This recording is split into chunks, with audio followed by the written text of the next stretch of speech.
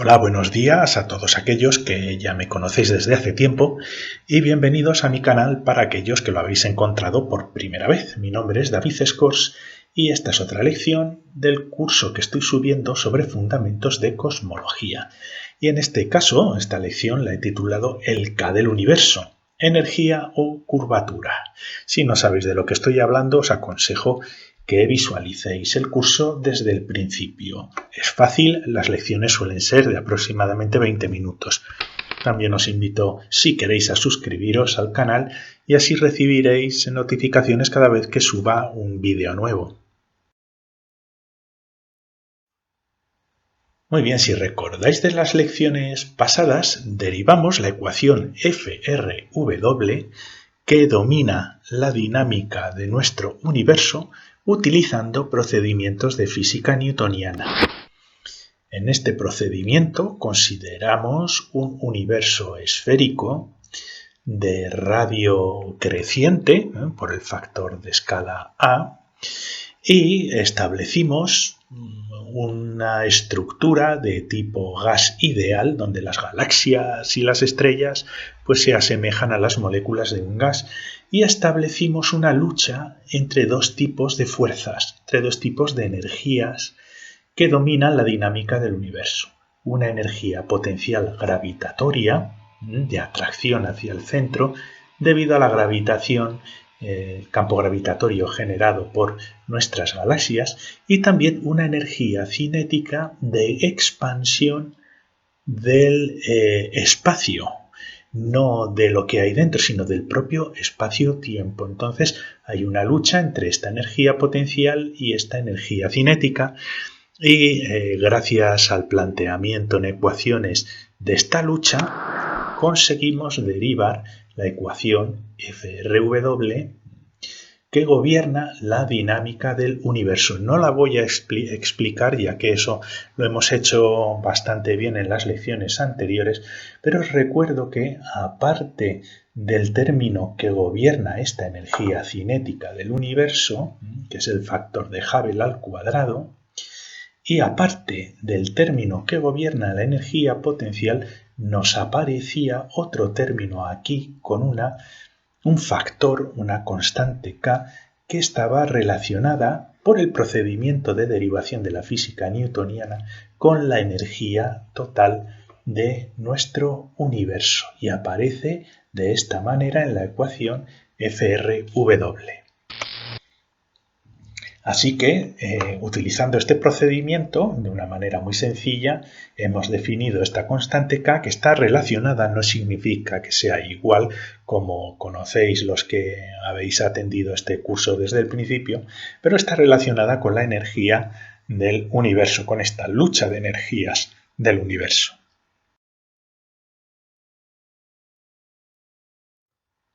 Muy bien, y después decidí que sería muy interesante derivar la misma ecuación pero utilizando la relatividad general porque de esta manera también introducía el concepto de la constante cosmológica de Einstein, es la lección anterior. Y bueno, volvemos a lo mismo, utilizando la relatividad general es el mismo tipo de modelo de universo, pero en vez de utilizar física newtoniana lo que hacemos es aplicar directamente las ecuaciones de campo de Einstein, que las resolvimos con todo lujo de detalle en la lección anterior para aquellos que os guste pues todos estos procedimientos matemáticos.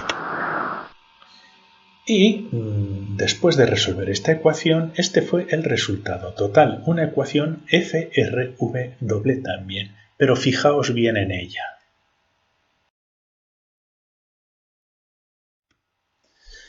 Parecen iguales, esta es la ecuación que hemos derivado con física newtoniana y esta es la ecuación relativista, pero tenemos una discrepancia que seguro que habéis visto por estos signos de interrogación aquí. Si utilizamos la relatividad general, no nos aparece este término que en la física newtoniana estaba relacionado con la energía total del universo. Entonces, ¿qué es K en la relatividad general? Si ni siquiera aparece al resolver las ecuaciones de Einstein con la métrica FRW.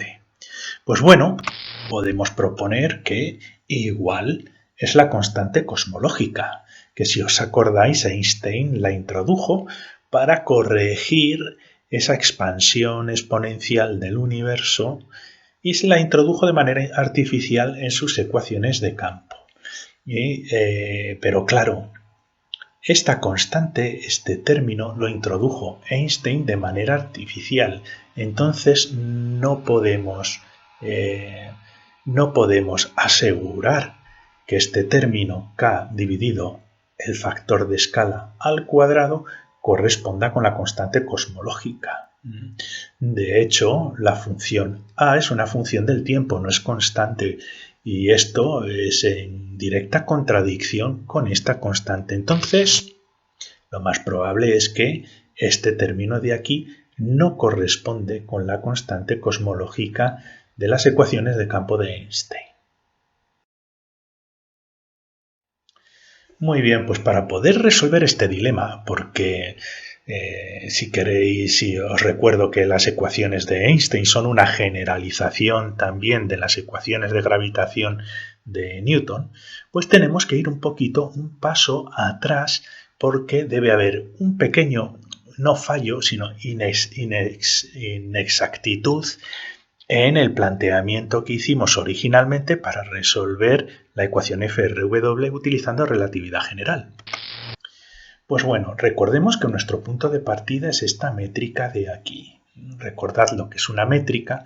Los que no sepáis lo que es, os invito a seguir el curso de relatividad especial y general de Einstein en 20 minutos que también encontraréis en mi canal.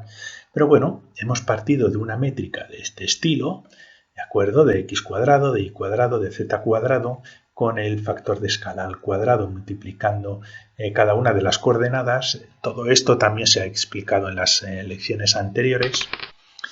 Pero esto hay que recordar que es una métrica de universo vacío. Esto es un universo sin curvatura, está vacío, no tiene curvatura. No podemos considerar el factor de escala como curvatura porque si os fijáis es igual y podemos factorizarlo y nos quedaría un tensor métrico de tipo universo sin curvatura. No me voy a meter mucho en estos detalles, pero esta es una métrica de universo vacío. Sí, un universo que se expande con el tiempo, pero vacío. Y si tenemos materia en el universo, deberíamos esperar que hay algo de curvatura en nuestro universo.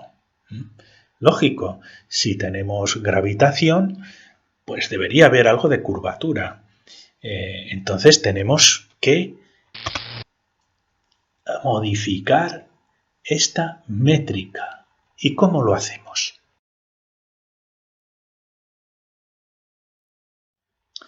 Pues bueno, lo primero que vamos a hacer es cambiar la métrica anterior a coordenadas esféricas.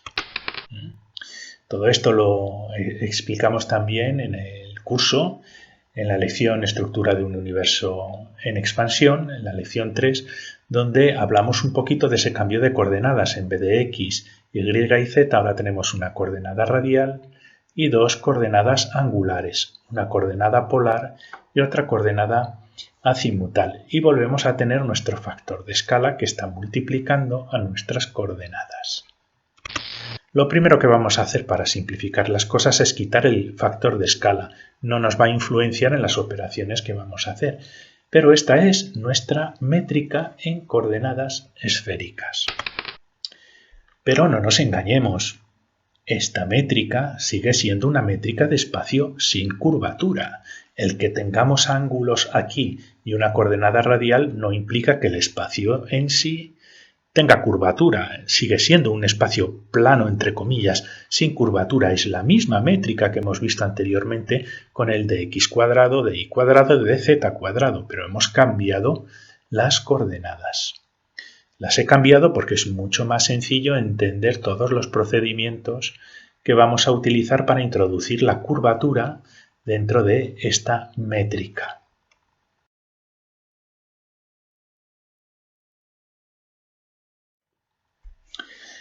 Antes de nada vamos a recordar cuál es el concepto fácil de curvatura. Imaginémonos que tenemos aquí una esfera, lo dibujo como un círculo, pero bueno, un círculo mismo. Y este círculo nosotros, en esta región, que podemos suponer infinitesimal, pero bueno, en esta región de aquí, podemos seleccionar dos puntos y trazar unos radios desde estos puntos hasta el origen. Entonces vamos a tener un radio asociado a este arco que vemos aquí. Pues bien, la curvatura K se define como el inverso del radio, es la curvatura gaussiana. Hay varias maneras de representar la curvatura, esta es la más fácil. Y si os fijáis aquí, lo de K es sugestivo, ¿no? del tema que estamos tratando ahora. Pues esta es la curvatura. Entonces, ¿cómo introducimos curvatura en nuestra métrica? Pues imaginémonos que tenemos nuestro universo con nuestras coordenadas esféricas y vamos a suponer que es un universo que tiene curvatura debido a que tenemos aquí masa que genera un campo gravitatorio aquí en la zona final, entre comillas, de nuestro universo. Bien, si nos desplazamos en el ángulo polar de norte a sur o en el ángulo azimutal de oeste a este, no hay cambios en curvatura. ¿Por qué? Porque estas regiones de aquí, estos arcos de aquí, tienen el radio constante. La misma curvatura hay aquí, que aquí, que aquí, que aquí o que aquí. ¿De acuerdo? Entonces, las coordenadas de ángulos polares y azimutales no se modifican por la curvatura. No les afecta la curvatura si nos mantenemos en coordenadas angulares constantes, ¿de acuerdo? En estas líneas. Sin embargo, si nos movemos hacia el centro de nuestro universo con esta curvatura esférica, fijaos que el radio se va haciendo cada vez más pequeño, estas rayas cada vez más gordas y más rojas representan de manera intuitiva la curvatura, y la curvatura va creciendo conforme nos vamos aproximando al centro, siendo casi infinita o infinita si llegamos a la singularidad. Entonces, el cambio en la coordenada radial sí que implica un cambio por curvatura, es decir, la curvatura nos va a afectar a la coordenada radial. ¿Vale? Entonces vamos a introducir una función de curvatura en la coordenada radial de nuestra métrica. Entonces tenemos aquí nuestra métrica y tenemos que añadir una función dependiente del radio que nos va a alterar la distancia entre los puntos si nos movemos en la dirección radial. Esto introduce curvatura en nuestra coordenada radial. Esto es la métrica simplificada de la esfera, de la parte angular de nuestra esfera, que como ya he dicho no tenemos que introducir ninguna función aquí porque no se le afecta a la curvatura. La curvatura afecta a la coordenada radial. Muy bien, pues entonces con esta métrica podemos resolver la ecuación de Einstein. No, otra vez no. Para esta métrica, porque es la única manera en la que podemos averiguar la forma de esta función que nos introduce la curvatura en la coordenada radial. Pero bueno, voy a ir a lo fácil, a lo más simple, porque ya hicimos algo parecido durante la resolución de la ecuación de Schwarzschild. ¿De acuerdo? Esta se describe en el curso de agujeros negros y estrellas de Planck, que lo tengo algo olvidado en la lección 2, solución de Schwarzschild, donde describimos y resolvemos la ecuación de campo de Einstein introduciendo dos funciones que nos afectan a la coordenada temporal y a la coordenada radial. En este caso, una de las funciones afecta a la coordenada temporal también. En este caso en específico, no necesitaríamos introducir una función aquí.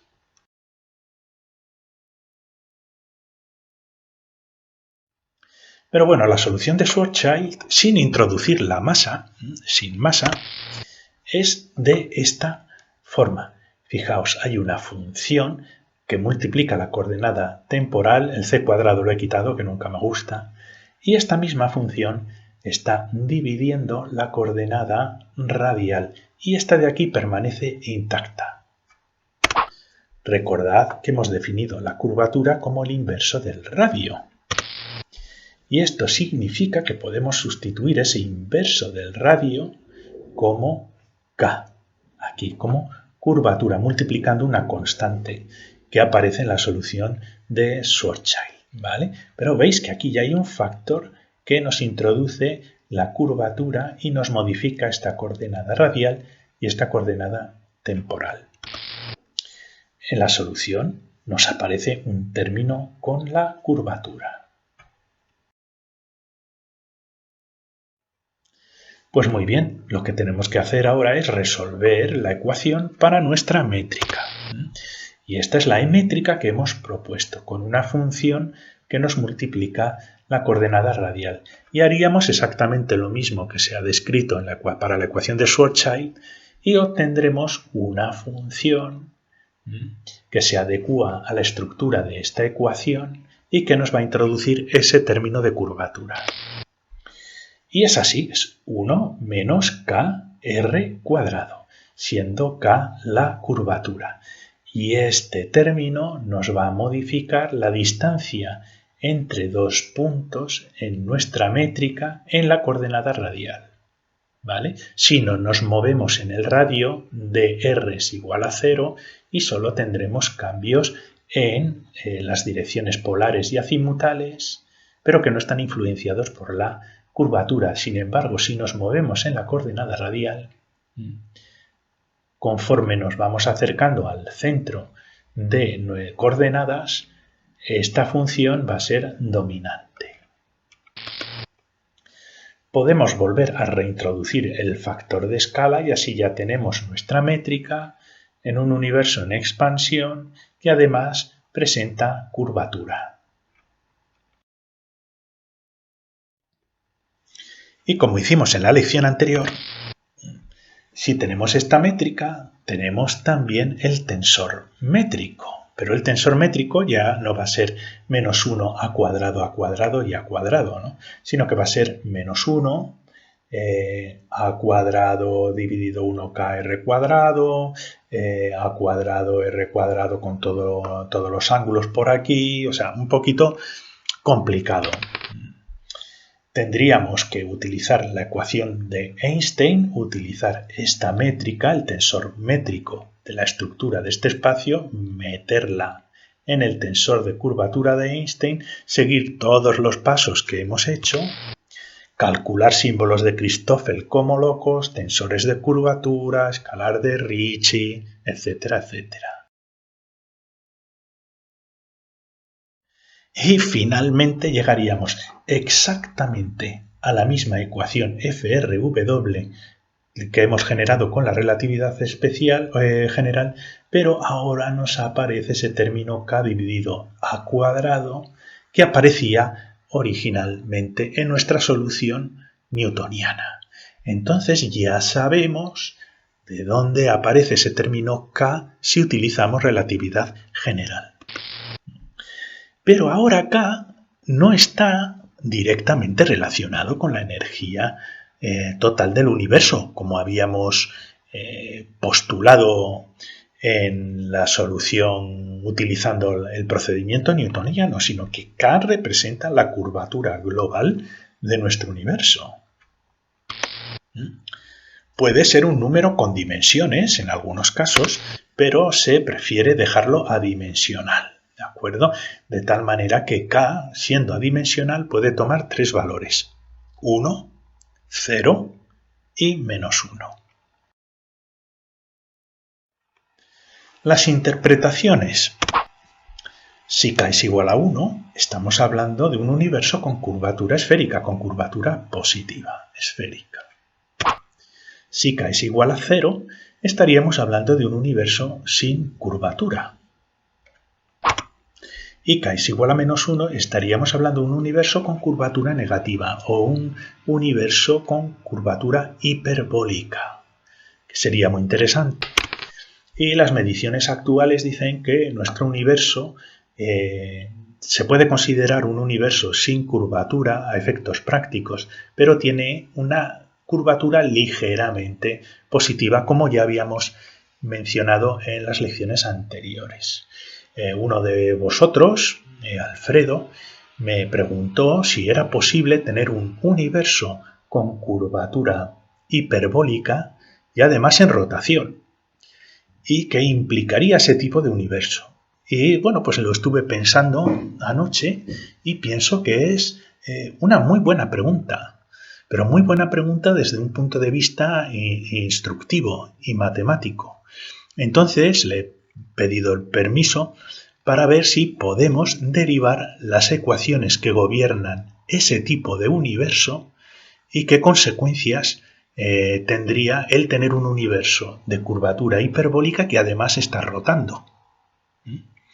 Así que lo que voy a hacer es, voy a preparar una pequeña serie de vídeos donde vamos a resolver las ecuaciones de Einstein y vamos a resolver la métrica para ese tipo de universo.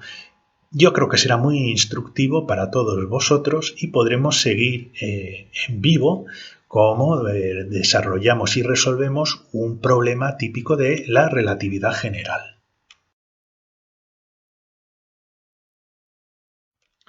Conclusiones para no alargarme. La aproximación newtoniana y relativista de verdad que generan la misma ecuación FRW, pero hay que introducir una curvatura en la relatividad general para que coincida la solución de la relatividad general con la aproximación newtoniana. Y esto nos hace pensar en que existe una relación entre la energía total del universo y la curvatura del universo. Es muy interesante este pensamiento. ¿Y la constante cosmológica? Pues bueno, la constante cosmológica, tal como hemos visto en esta sección, realmente no tiene una relación directa con K, pero ya veremos para qué nos puede servir.